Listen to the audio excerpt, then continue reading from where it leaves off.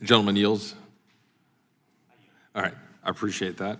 I will now recognize myself for 5 minutes.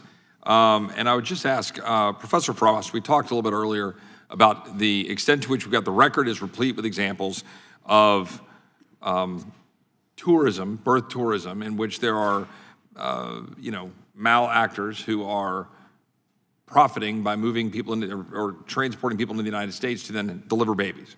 So we have Georgetown Law report talking about women from foreign countries, China and Russia, paying tens of thousands of dollars to temporarily relocate to the United States, give birth, and then often return.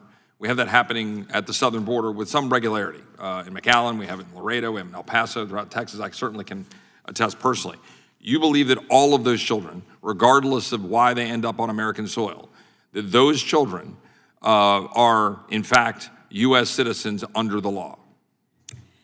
I'm so glad you asked that, because there's actually a federal regulation, 22 CFR 41.31, which bars people from coming to the United States to give birth and gives consular officials the authority to bar anyone visibly pregnant from giving birth. But that's not the question. The question is these babies are born on American soil. These babies are born on American soil. They are brought here. They're brought here for profit. Are they citizens, yes or no?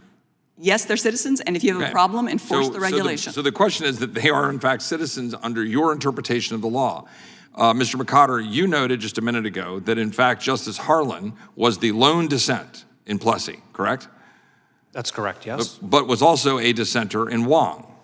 Right, he joined the Chief Justice. So a threshold question here is, with respect to Wong, which is often cited as the basis, now 130 years hence, for these individuals being viewed as citizens by now in this instance, the most pernicious models, where people are profiting for bringing people into the United States to have babies, exploit our laws, go back to their countries or exploit our laws for citizenship, that they are deemed citizens based on an interpretation of an opinion 130 years ago.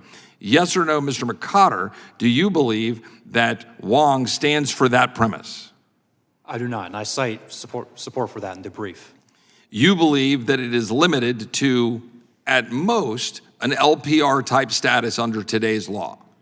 Right, here's a quote. Wong, by its facts and some of its language, is limited to children born of parents who at the time of birth were in the United States lawfully and indeed were permanent residents. That's from a professor at NYU. Mr. Cooper, do you share that view? I do share that view, and I would point out again that Wong itself conditioned its irresistible conclusion from the 14th Amendment. It affirms the ancient and fundamental rule of citizenship by birth within the territory in the allegiance and under the protection of the country, which was premised in that case on the parents of Wong being lawful permanent residents, allegiant to this country. So to be clear, Mr. Cooper, you do not believe that that Wong's opinion extends, certainly at a minimum, beyond, again, what we would characterize under today's law as an LPR status individual? No, it clearly just didn't have anything to do, as Mr. O'Brien has said, with illegal aliens or aliens here who may be here lawfully, but only temporarily. And are you aware of any opinion by the United States Supreme Court that has extended beyond that interpretation since Wong? No. Mr. McCotter, do you agree with that? I agree, yes. Mr. O'Brien, do you agree with that?